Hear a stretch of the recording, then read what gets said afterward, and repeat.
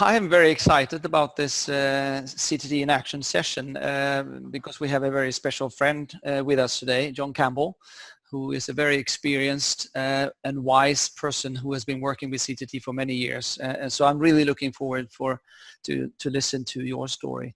Just before we introduce the subject, I'd like to say something about the CTT in Action. The intention we have with that is to have these hour-long interactions with a presentation, which will be about 40 minutes, and then we will open up for Q&As at the end. So we won't have any questions or issues during the presentation unless it's something for clarification.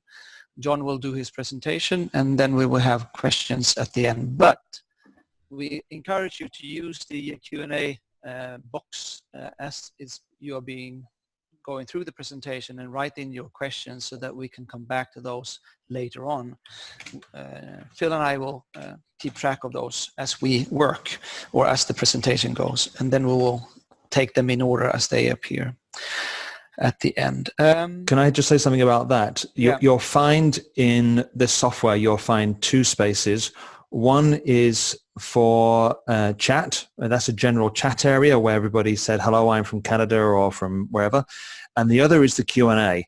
So chat is a general space to communicate with us and with everybody else. But if you have a question, then please put it in the Q&A area, because that's where we'll be curating our questions to pass over to John when he's finished. So make sure that you've got both of those areas. Very good. Then to introduce the subject in this case, John Campbell comes from an organization called Space to Grow and has been, as I said, been working a long time with CTT. And the whole purpose of this presentation is to kind of describe the importance of, when you work with CTT and cultural transformation in general, you have to be very open and not to have too of a fixed idea of what needs to be done and how it should be done and what is the reason throughout the whole process. And John is going to explain through a case how that could emerge and how that looks like, because it's very easy to be trapped in your own beliefs, what is the problem, and then start to work with that you have to stay open, adjust to this specific situation and be open for whatever is happening, and listen in deeply to what's going on, and also not having the temptation or that you get trapped in your own fears, so to speak, express that you're not being good enough or knowing enough or not loved enough in the process. There are other things that could actually interfere in the process. So it's to balance that inner journey of yourself as a consultant in order to provide the best for your client throughout the process. I think that is the best kind of introduction to the subject. And by that, John, so glad to have you here. I have extremely high regards for all your expertise and knowledge and experience in this field, and I'm very much looking forward to listen to your story. So, welcome. Thank you, Tor. So, good afternoon or good evening or good morning, everybody, wherever you are. Just a little bit about me. For those of you who don't know me, I was a business director in a FTSE 100 company for about 8 years before I started consulting and coaching. And as Tor says, I've been working with CTT for quite some while, in fact about 15 years, 10 of which have been as a trainer partner. And I've been fortunate enough to work with applications in many countries. So places like India, Saudi Arabia, Lebanon, United Arab Emirates, Portugal, Czech Republic, and Ireland, and several others. And I've also trained in many countries as well. So I see myself as having been very fortunate in being able to grow my expertise in this area. So the story, as Tor says, is one which has its ups and downs. It wasn't straight sailing, and nor was it 100% successful in the kind of the stereotypical thing. And one final piece, which was always a bit of a sadness, but kind of understandable in the circumstances, was that I wasn't able to do a remeasure. But I do have some anecdotal evidence of the transformation that occurred. So let me give you a little bit of the background. So the context of this is that the organization I was working with was the property division of a multinational. The organization had many properties, that some of which they no longer needed, some of which had become surplus to requirements, some of which were through merger and acquisition, some of it was through advances in technology, changing the kind of property land bank they needed. So within that, the kind of things that they did were they would either sell off surplus property, or that they would let them to a tenant, and that the whole portfolio was managed in terms of security, site security, and all the facilities management for the operations that were going on. And finally, there was a bit of restoration work. The organization ran a process which meant that they contaminated some sites, and those sites that were contaminated were not available for sale. So they had to put them in a condition that they could be sold before that could happen. The history of the division was that it was seen as a cash cow by the organization because they had quite a lot of redundant property. They just saw selling off stuff as being a good way of making money fairly easily. But crucially, it had been twice put up for sale in the previous 3 years. So you imagine yourself being an employee of maybe 10, 15 years of service. Typically, the people in the organization had been there for some while. That all of a sudden the organization says, well, you're not core to what we do, so we're going to sell you. And you're up for sale for a while, and then they go, oh, actually, we've changed our minds. We're going to keep you now. And then a little bit later on, they go, no, actually, we've had a rethink, another strategic review or whatever, and we're going to sell you again. And at this point, I suspect that you're pretty confused, pretty upset, and really don't know where your future lies. So that leads you to the way in which decisions were made were always focused on the short term. 8 months before we were asked to work with them, they appointed a new MD. Now, I had actually worked with this MD before in a different environment, and I have to say he's one of the brightest people I have ever met. And things which actually tie in with what Tor was saying was the first time I presented the 7 levels of consciousness to him, his instinctive reaction was, why should I be bothered about levels 5, 6, and 7? Now, he's a very big man, and he asks these questions very assertively and very directly. And I have to tell you, at that point in time, I quivered in my shoes a bit and thought, oh God, what is the answer to that? Now, between the HR director and I, we fumbled away to an answer which satisfied him. But that gave me a very clear idea of the kind of man that I was dealing with, that he would be very direct, he would be very quick on the uptake, and he'd ask some very powerful questions. And that was very much the experience I had of him. So in a funny way, I was a bit surprised that he rang to ask us to work with him again, particularly since the first application that I'd done with him hadn't actually made huge amounts of progress. So that's my relationship with the MD, and you can imagine, and I like Phil's comment about the fear getting in your way. there was an element of fear in me of thinking, I wonder if I can actually pull this off and do something reasonable for him this time, because I don't know why he's asking me, but I'm sure as hell going to have to do a good job this time. He was also very different from his predecessor, who'd been very much a people person. And given the sort of business being for sale nature that the predecessor had been running, he was very much about rah-rah and keeping the salespeople happy.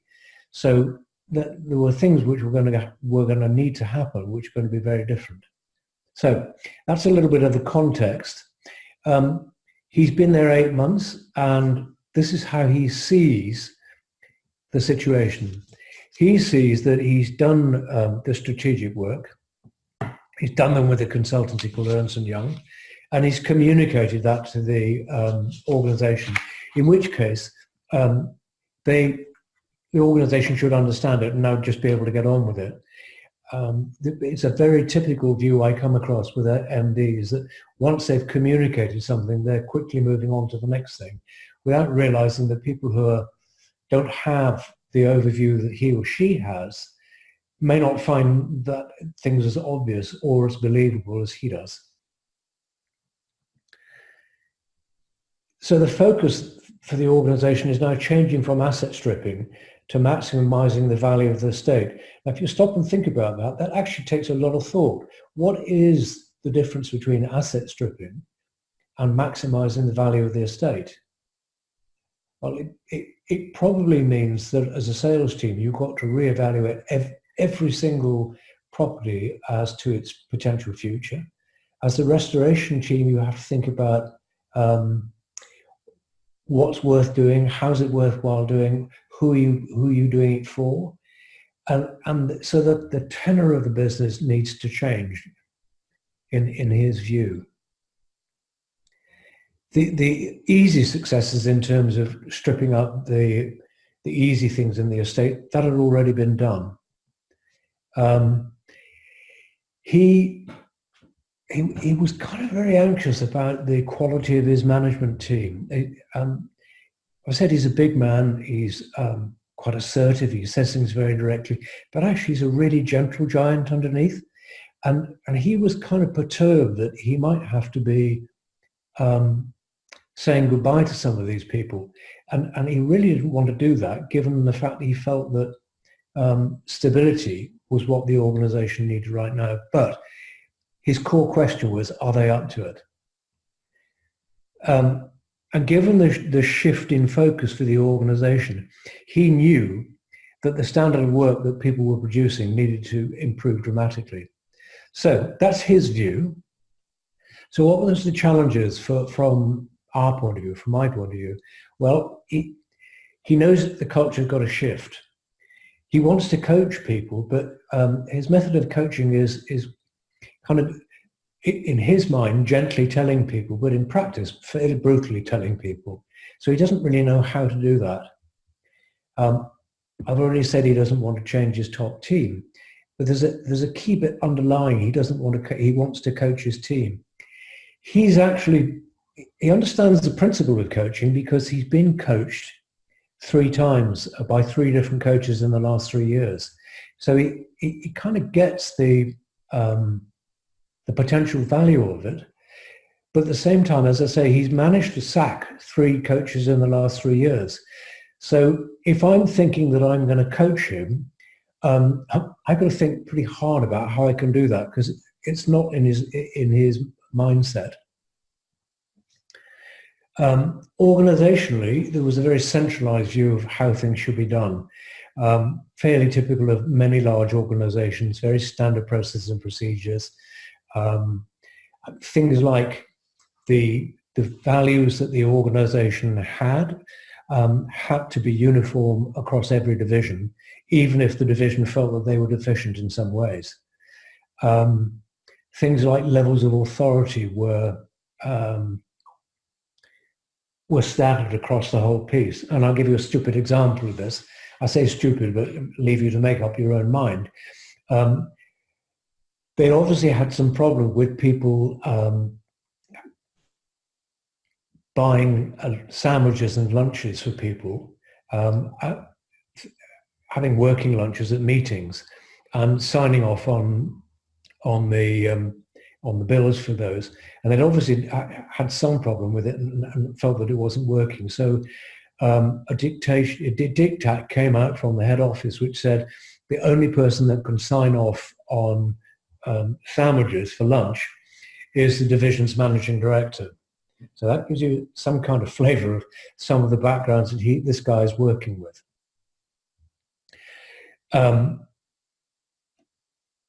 This is an organisation where risk is almost unknown, and because of that, there's a kind of a stuckness across the organisation. So how to address that's going to be a challenge for us. So I want to start here with really getting us to think about the way in which we design an assessment is really important in terms of making sure that what we can work with at the other end is useful. Typically, the top team needs to understand their own version of reality, and I put it that way because what we're going to want to see is, does the top team have the same view of what's going on in the organisation as the rest of the organisation? And that's particularly true of the top person. I sometimes think of the MD of an organisation being stood on the top of a sort of 3-metre diameter beach ball. So he's stood on the top of it, looking at whatever he can see. Now, if you think of a 3-metre beach ball, he can't see the underneath of it. And yet his perception is he understands what's going on in the organisation. So it's really important that he sees where he is aligned with both his own team, but also the rest of the organisation, and also where he's not. It's very easy to get tempted to just do a plot for the whole organisation, sometimes driven commercially, but sometimes because the organisation feels it has questionnaire fatigue. But without demographics, we can really wrongly assess the situation. And some of the example data I'm going to show you will demonstrate that very clearly.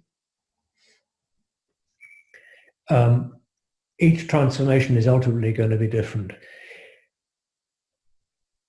I suppose all of us have our own favourite ways of doing things, and I think the challenge is to make sure that what we do isn't just A, what we like to do, or B, what our belief system tells us is the right thing, and try to force that into the organisation's need. There probably are some overarching principles, and I'll offer you some towards the end.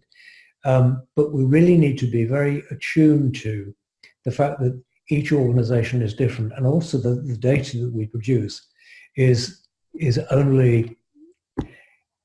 only true on the day that people replied. So here's some data. Here's the MD, and here's the individual plot. So on the left-hand side, I've written 2 arrows. So what I'm asking you to do is look at level 2 and level 6 in his personal values. Now, these are the 2 relationship levels, and you can see that the MD has nothing in those 2 levels. Now, this does not mean he can't do relationships, but what it does mean is that they're not the forefront of his attention. But he does want to see some of that coming through in the desired culture. And then the other thing we often talk about is that if you're leading a transformation, you need to have a higher level of consciousness than the organization destination. So what we have here is the predominance of his dots are at level 3 and 4, whereas what he's aiming for is level 4 and 5. So put those 2 things together, and my instinctive reaction is to say, I wonder if he's actually got the capacity, or how do we help him have the capacity to lead the transformation that he wants. There's a lot more I could go into on this slide, but I think that's what I want to stick with. All the other slides have got this lozenge around current culture, because that's primarily where I want to focus. So this is him. Here's his whole organization. That's a very different picture from, I'm going to flip back, that's a very different picture to how he sees it. Here you have just levels 1 to 3, and the predominance in levels 1 and 3. These are the levels that talk to organizational survival and also organizational best practice. So they're about performance, they're about doing things.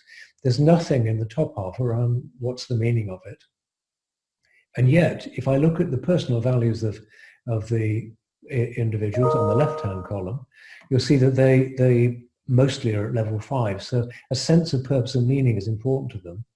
And different to the MD, where his personal values were at a lower level than desired, here it's one level higher. So the people in the organization should be capable of making the transition from 1 to 3 up to 4, up to level 2 and 4 as the predominance. So that feels like an okay position. The ring on the left talks about cultural entropy. So the amount of dysfunction or waste in the organization overall looks like 27%. Or put another way around, there's the organization's only working at about 83% worth of efficiency because of the waste. That's a level that we would suggest needs some cultural attention and probably some structural and strategic attention and systemic attention as well. So there's the overview of the whole organization. Here's the management committees. The top 8, again, very different.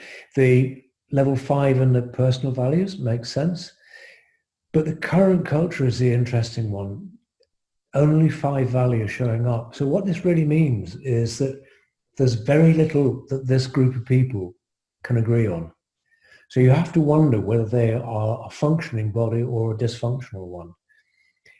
They have a level of entropy of 16%, and so there's some things to do, but it's not actually that painful. But the real key for this organization, in my mind, is how coherent are they as a group? Do those 5 values pull them together, or are they insufficient? Because they could be, and probably are, a fairly dysfunctional team. So that's the management committee. The next level down is managers and a bunch of senior specialists. Here we have the same picture in personal values, not that different in shape in terms of design culture, but look at the current culture again. This is a group that are in real pain. This is a group that are feeling really squeezed, very unloved and very undervalued. And this, I guess this sometimes happens in organizations where the leadership team kind of know what they think they know anyway, what they're doing, but they don't explain it very well and they don't engage very well with the level below them. And these people are being asked to do stuff where they probably don't understand the total reasons by it. They've been through two occasions when they've been put up for sale, and they probably don't necessarily believe what's being said for them. And they feel, at the very least, you could say, in non-judgmental language, they're being squeezed. The level of cultural entropy is interesting. At 36%, we would say that this doesn't just need systemic and cultural change, it needs leadership change as well. So let's compare that, which is different from anything we've seen so far, with the level below, the rest of the organization and staff. Again, it's a totally different picture. So what we're seeing here is already we're seeing that just assuming that we have a homogeneous view at the whole organization, actually what we can see is that the 3 levels are feeling their experience in the organization very, very differently. I'm only going to do these very quickly. So I want now to show you 2 of a number of functions just to take this further. So environment are the people who do the restoration. So again, the picture in the desired culture, not that different to what other people are saying. Personal values, very similar. Their cultural entropy is 39%. This is almost at the level of that we would consider the organization is ready to implode. This is an organization, remember I said these are the professionals, these are the specialists who assess how contaminated a site is and put together plans to make them ready for sale. So there are potentially a number of things going on here. Certainly they're being squeezed, certainly they're in pain. We have to question whether the leader is being the kind of leader needed to lead an organization going through a difficult time.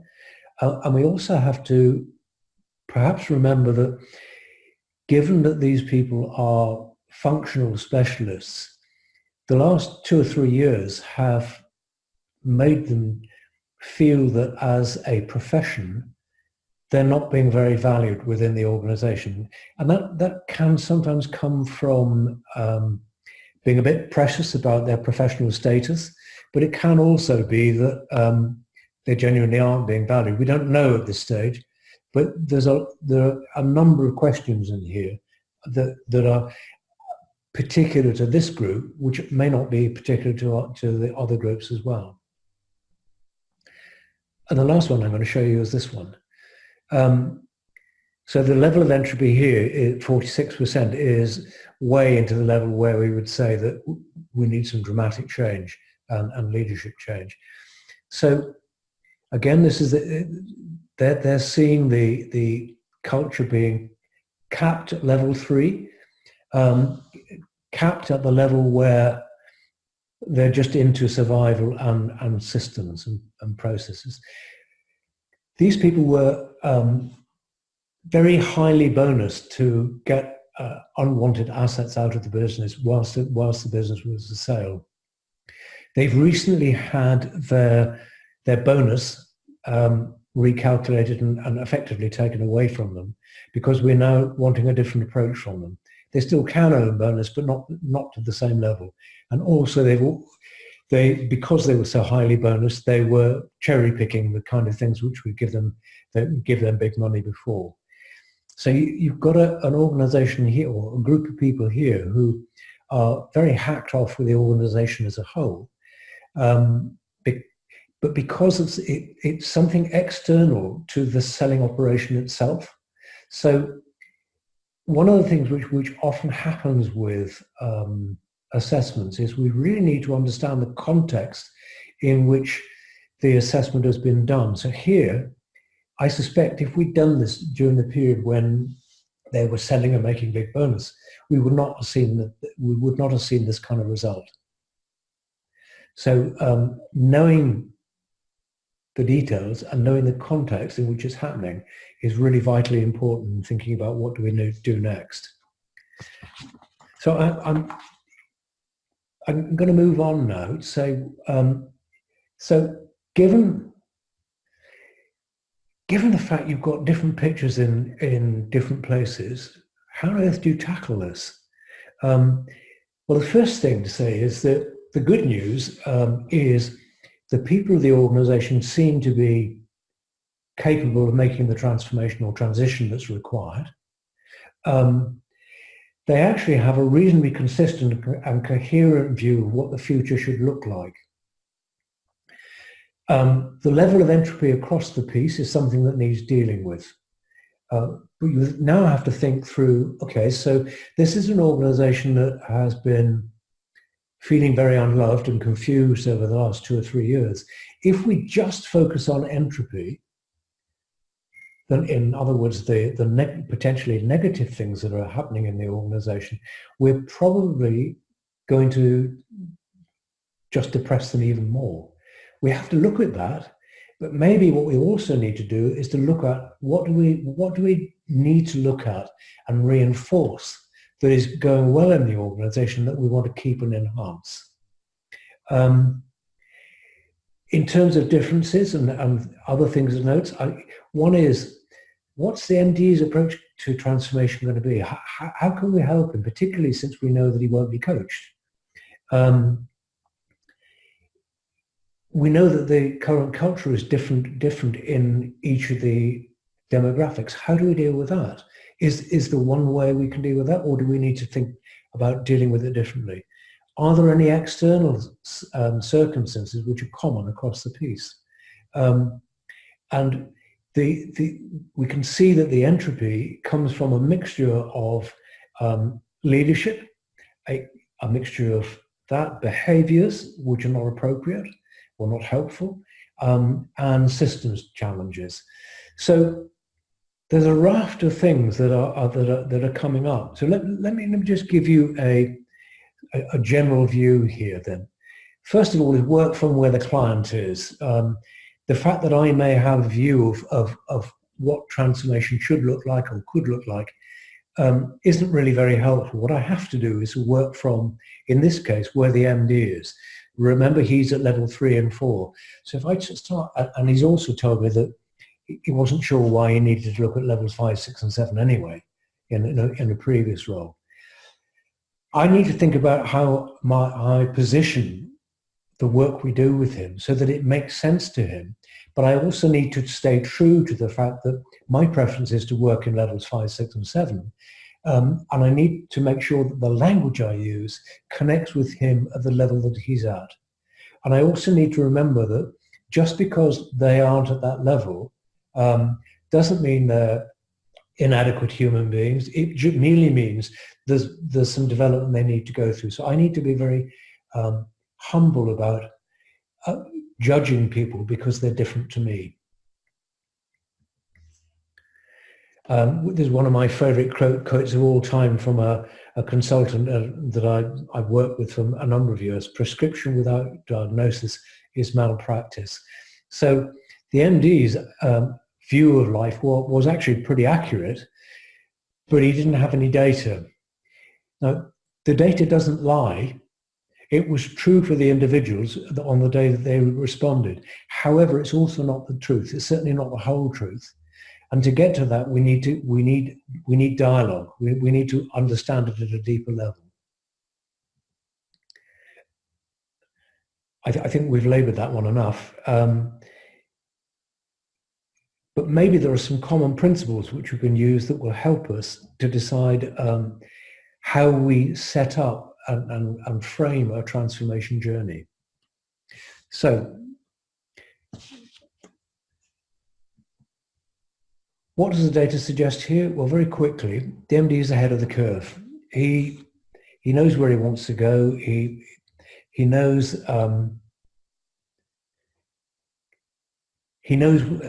what needs to happen. However, he can't do it on his own, and he needs to be aware that he actually needs help from other people, which with his brain power is going to be challenging. But somehow we need to encourage him to realize that he needs the help of others. Some top teamwork is definitely going to be essential. Folk in the middle being a squeeze, and there are these differences in each function. Some of them can be addressed along with the overall work, but some of it needs particular attention, and particularly sales. And I've covered that one. So here are some principles that I'd like to just suggest to you that help us when we're designing a transformation journey. And I'm going to take it from the point in the work that we have actually already done an assessment. And what we do is we then present it to ideally the board of directors of an organization so that they understand what's going on. And remember, we've done this so that we've got the top person has their own view.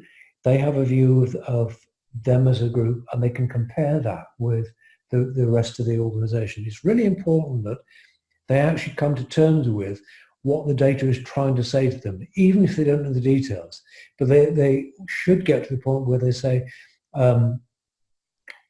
it looks like there's a lot of pain and dysfunction in the organization, and it looks as though the most popular things that people are saying are these. I wonder what that means. I wonder what that means. So, John, I'm just giving you a 5-minute note for going to the Q&A. Okay, it might be slightly longer, but it won't be much. That's totally fine. You're good. Okay, cool. So from the understanding, we need them to commit both to taking action in the organization, but also taking their own action to think about how they can connect with the journey. Then we engage another group to get below the surface, usually focus groups or appreciative inquiry, those kind of things. And from a deeper understanding, we then generate some work streams, which typically are in things that need improvement in some HR practices. So that's very generic. Alongside that, there needs to be some kind of, almost always, some kind of leadership development. Now, you may find that you can't actually, and we couldn't in this case, create a leadership development program because they already had one. We couldn't use leadership assessments because they already had them. So we have to find a way of encouraging leaders to be involved in their own cultural development. And lastly, but by no means least, a communication strategy that we keep coming back to. To me, those are the kind of the principles. What happens next then is dependent on what you can actually do in the organization. So here, I had one-to-one conversations. Remember, I couldn't coach him. One-to-one conversations with the MD for 2 years. I worked with the management team for a period of 2 years, observing their meetings. And after each meeting, I would have a one-to-one session with each director, talking to them about how were they living the values and the behaviors which had been agreed. We did some work with functions. And after the 1 year, the MD decided that neither the sales director nor the environment were up to it, and he replaced them. And at this stage, I was still working with the management team. And after 2 years, he merged the sales team with the environment under one director.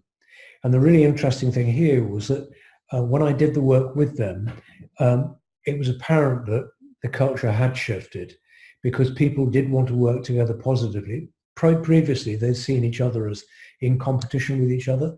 Now they wanted to work together because they could see that it would benefit the organization as a whole. And the other thing was that the management committee was run often with people bringing in reports from their particular function. And these people would present their report, and the directors wouldn't say a thing. The managing director would then examine them. And it was a fairly direct and brutal examination. And so it was always seen as an inquisition, and people feared going to it. At the end of the 2 years, they actually came back and said, do you know what? Yeah, it's tough going in there, but it should be, and we always learn something. So it's now seen as a positive, challenging thing as opposed to a negative one. So some lessons learned from me, several. Work with what's possible. The fact that I would have preferred to work with purpose and values and leadership developments, they weren't an option. So, and I couldn't coach, in inverted commas, the MD. So what could I do? Certainly the second one is if I'd done more offline work with the management team as a group, I suspect it could have been more robust and quicker. Tor mentioned this at the beginning, playing to your strengths.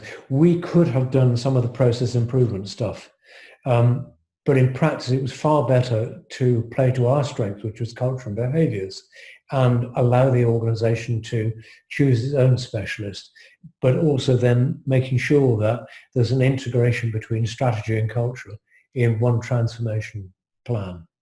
That more or less worked because I worked well with the guy they brought in, but it wasn't as good as it could have been. One thing which would have made it better was if we'd been able to set up a heartbeat center where people could see the whole plan and see progress against the plan.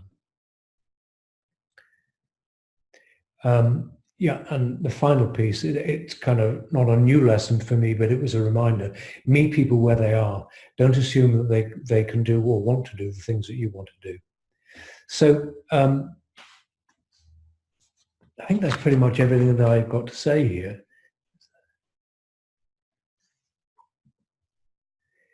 Yeah, except this, that they needed a future they could believe in. So, and in terms of lessons learned, I don't think we did enough in terms of creating messages about the future they could believe in. But if they were going to be part of the future, they needed to up their game. So, finishing off there, I think the final thought I would give you is, you never know where it's going to go. And just a very quick story with that. About a year after we'd finished doing the work, the MD, all out of the blue, rang me up and invited me to lunch. And remember, this is a guy who doesn't do relationship stuff. And I had no idea why he rang me up.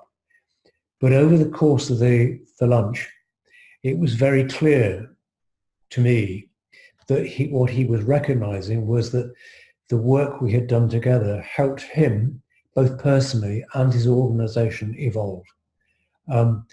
Did I know that at the time? No. Did I think we could have done it better? Yes. Was I disappointed? Probably. But actually, what he told me was, don't be disappointed, John. It was a very useful piece of work. So thank you, folks, for listening.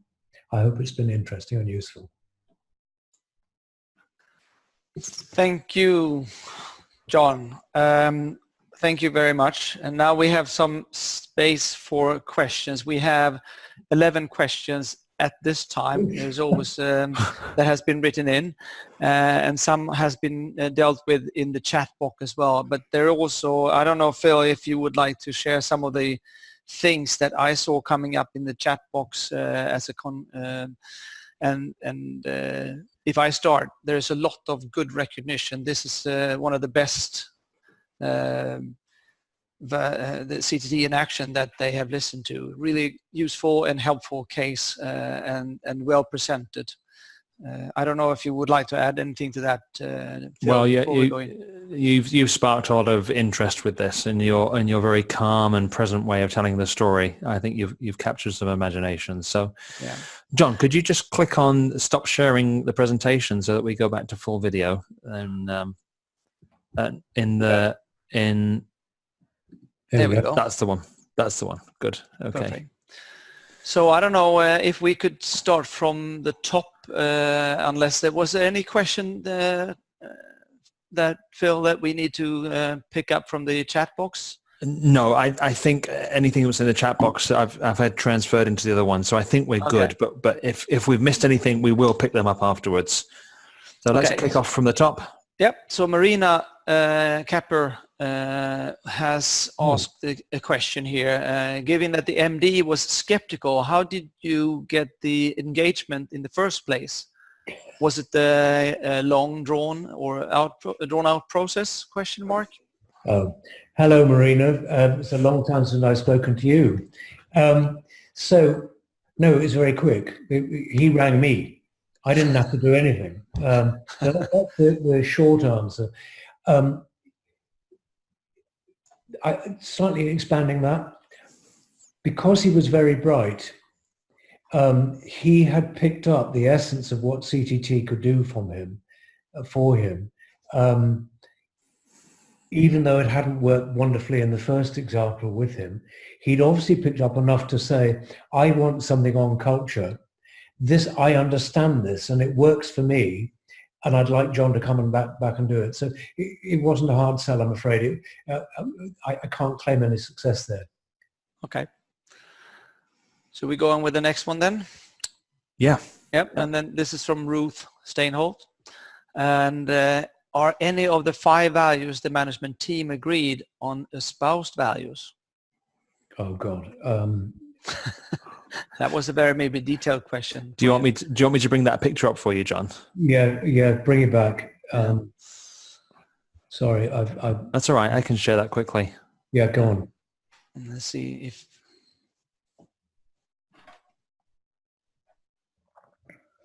Are you looking at the right thing? Yeah.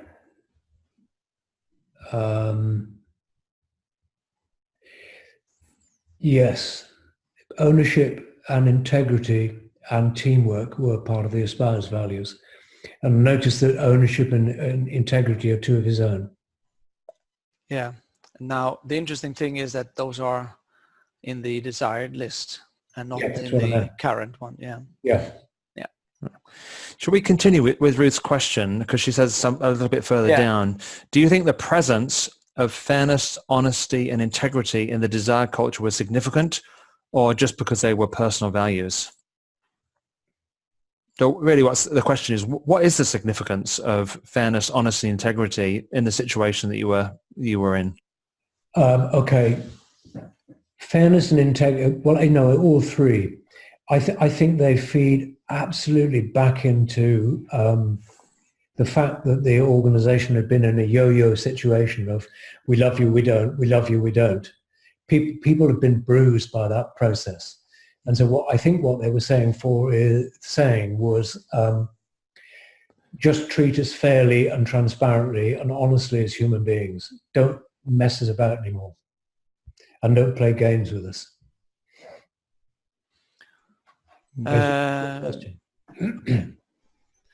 Here's Tom Roush, and he also have a couple of questions. Would like to see the MGMT committee entropy chart overall. They seem to be blind to the pain the rest of the people are feeling. We don't have that chart. No. That's what he would like to see. It's more of, were they blind to the pain that the rest of the organization was feeling? I can't remember the entropy charts off the top of my head, but if I think about the individuals and the conversations with them, the sales guy was very clear about the pain that his people were going through, and 2 or 3 of the others were very clear about the pain that they were going through. I think the dysfunction in the leadership team was because they all felt they had very different jobs and nothing in common. Mm-hmm. And they hadn't really bought into we can be a team. They just saw themselves as a bunch of individuals. I think that's what's going on, rather than they weren't necessarily feeling the pain. Okay. The next question I think I can answer without asking you, but has cost reduction been changed to a not potential limiting value? And the answer is yes. Because he noticed that it was a positive value. Yeah. For those of you very smart, you'll now be able to work out when this was done. Yeah. At the time, it was in the era when we thought the cost management was a good idea, and it was written as cost reduction. Now it's not. Yeah. Good observation. Good. Yeah. Now, Clive Wilson, in terms of dealing with entropy, was there correlations to desired culture values which may have served as antidotes? Yeah, there were 1 or 2 antidotes, and again, I can't remember them off the top of my head.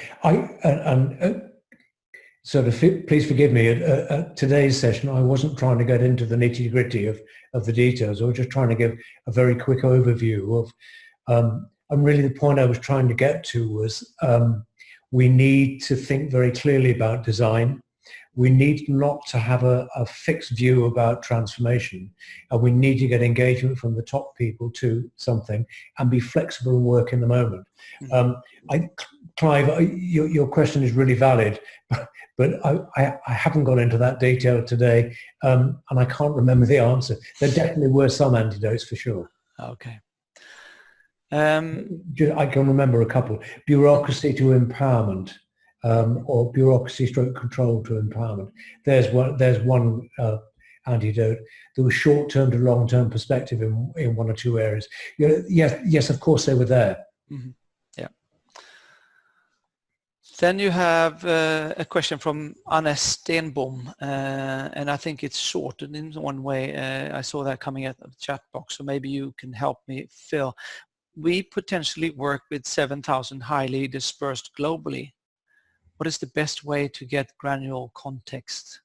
I need to get a better understanding of that question. It seems like a statement.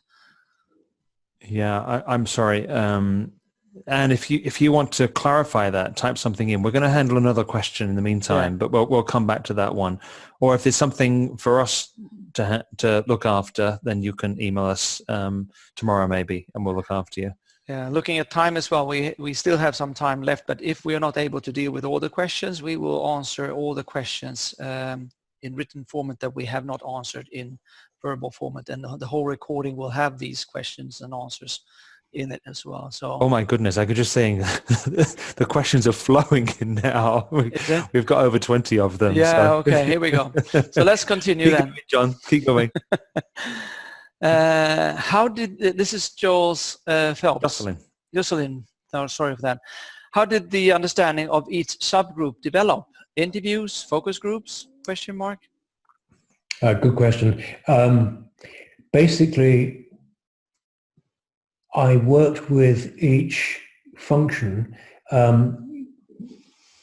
going through their results with them, but not in detail in terms of themes, and worked with them on how did they feel they were working towards the espoused values of the organization. Mm-hmm. And with these particular bits of pain, what were the bits that really needed dealing with? So it was kind of full-day workshops to start with. And then, because by and large the groups are fairly small, it was easy then to work with subgroups to work through some of the issues, or enable them to work with their own internal people through some of the issues.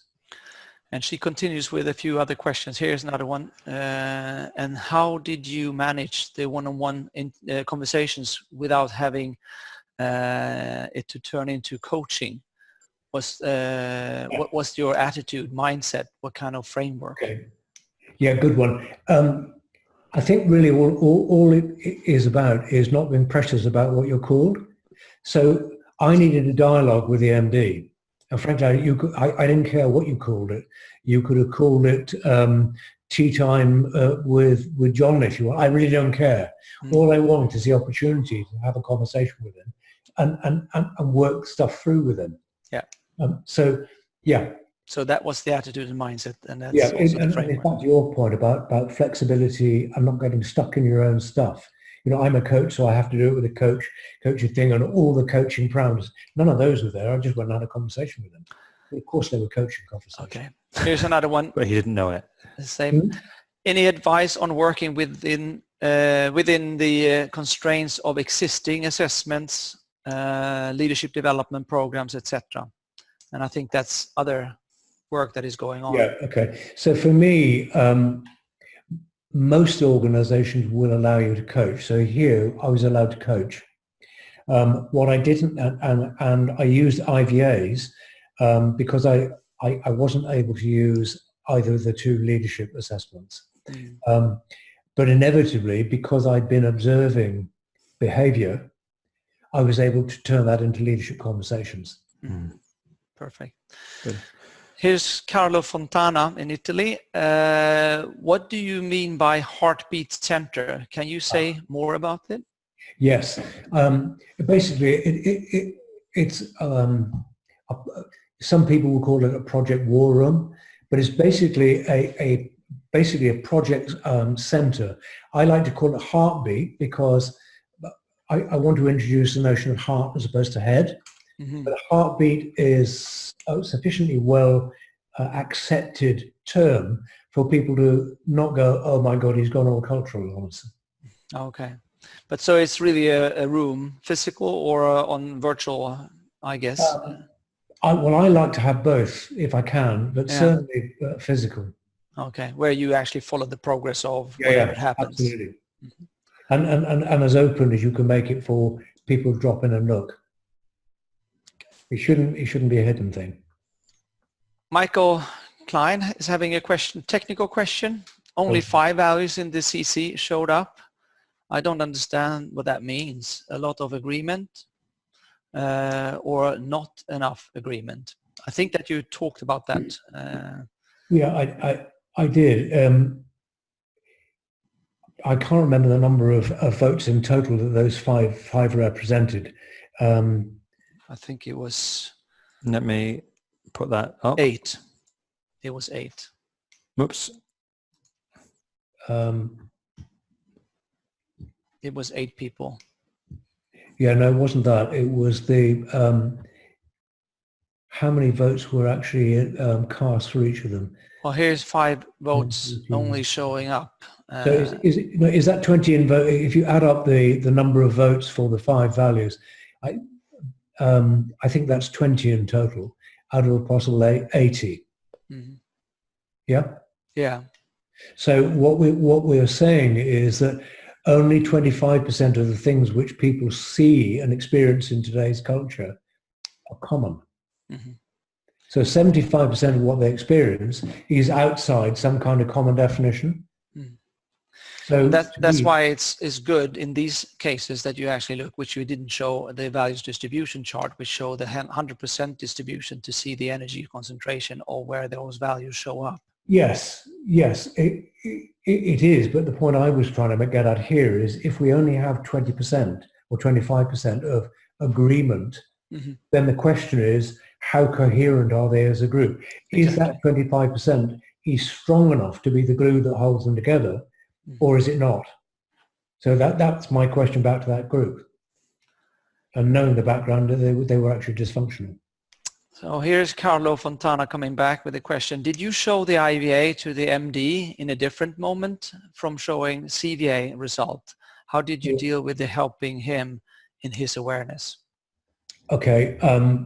So my practice is to do IVAs with any CVA, and my practice also then is to.